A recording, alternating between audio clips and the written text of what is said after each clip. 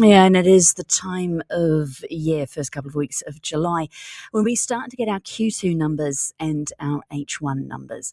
A lot of speculation about what the conflict has meant for jobs. One company that is putting its numbers on it is Cooper Fish. They've just put together their Q2 Employment Index, their hiring report, showing us what the recruitment company has seen across the region in those three all-important months, April, May and June. We're very pleased to be joined by the founder and the CEO, Dr. Trefor Murphy. It's lovely to see you. Good morning. Thanks, Brandy. Good to see you again. Remind us, and I think this is important, what you're actually counting here. What are you measuring for this report? So we're measuring new jobs created in the market. So it's a consolidated reflection of our picture of jobs, and then where we sit in each practice or market area, and then we reflect that across the wider market. Good. So I'm saying that because these obviously aren't government employment statistics. Absolutely not. These are our numbers. Yeah, 100%. So quarter two was very tricky. We saw Qatar dropping by 6%, Kuwait and UAE dropping by 4%, Oman a small increase of 1%, and Saudi a small increase of 1% as well, with Bahrain 2% drop. Okay, let's go through this market by market, obviously starting with the one that we are in, the UAE. First of all, put that job creation in historical context for us. So a 4% drop is the biggest drop since COVID in the UAE. And it's the first time we've had a drop in 8 or 9 quarters. So we've had consistent growth in the UAE for those eight quarters. So a 4% drop is still just taking the edge off the increase. But still quite a considerable drop in a single quarter period. Okay, so we're talking about a drop in new jobs being created. Yeah. I'm looking at your report. I can see that it's not homogenous across sectors. Yes. Where are we seeing sectors being the most and the least influenced? So we saw a considerable drop in software, which it's hard to explain. Maybe it's just a seasonal thing. Sales and marketing, cloud, public sector, supply chain, legal, HR, all with drops. Supply chain surprises me. Supply chain, well, I guess we had a good increase in quarter one, and then when we released the May report, the single month report, again had a nice increase. Supply chain 2% drop. It's just quite nominal. I'd say it's the overall picture that's a little bit more concerning rather than the specific areas of drop, because they'll come up and down, seasonality, etc. Where are employers prioritizing? Where are they thinking, I still need to be hiring in this area? It kind of comes down to what's absolutely critical to the organization.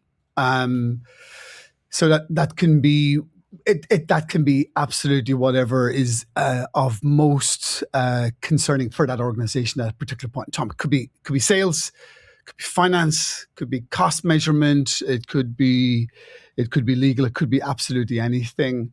I think in saying that, a couple of areas did have a very nice bump in the quarter, and all things considered, if everything was up, that would have shown a considerable increase on the overall, I think. How is Saudi seeing a slight increase at the moment? I mean, 1% is nothing normally to write home about, but in this current environment, it's notable. So we'd probably describe that Saudi was coming off a lower base level of numbers on the overall. So if we were to take that number and reflect it on, say, quarter one last year or quarter one the year before, probably see a drop of maybe 3%, 4%, 5%. So quarter one was a bit flatter than we expected. Quarter two was okay. It was just a little bit better. I think a little bit more lined up in terms of where they're going to invest and put their money into, etc. So a bit of an increase there. And you've also pointed out, and I should have said it earlier, that these numbers are compared to the quarter before rather than the year before. Exactly. Yeah, correct. I look at this report and it seems to be most of the differentiation seems to be geography. Countries that have been less impacted in terms of job creation are those that provide an alternative to the Strait of Hormuz. That is a very fair point. Oman and Saudi, both Saudi having a gain across their oil exports in the Q2 period, yes. And of course, we have, as we're discussing this morning, the East Coast as well. Where do we go from here, Trevor? First of all, what are you watching and waiting for now? What are you keeping an eye on? And what are your clients telling you they're keeping an eye on? Honestly, we're listening to Serena Kelly to tell us what's happening with the Straits of Hormuz. Who's not? We're looking at PMI data, obviously. It's very important. It's a very strong reflection of where we are. We're looking at GDP forecast data at government and international level. So there, I guess the usuals, the economics from the big banks there, EMBD particularly, in terms of what they're projecting. And we're listening to our clients.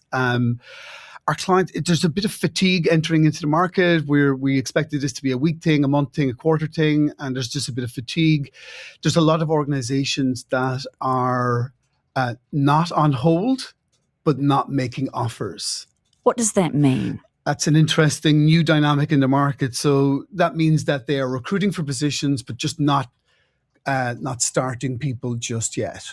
Right. So then I wanted to ask whether we were seeing companies delay decisions or whether we were seeing positions actually disappearing. Yeah. So people are still recruiting, but they're saying, hold fire, we'll get you, unfortunate expression, we will bring you out later. Is that what you're saying? So it's not everyone, because then I wouldn't be sitting here. We wouldn't have a business to come and report on, but there's definitely a percentage of market, maybe 10-15% that are at the beginning with good intentions, they were pushing ahead to make hires, but then when it comes to decision making, particularly across that June and into July period, they're saying we're just going to see what happens. Maybe halfway through the summer we'll make big decisions, so that will be either a spike up significantly or a flat position afterwards.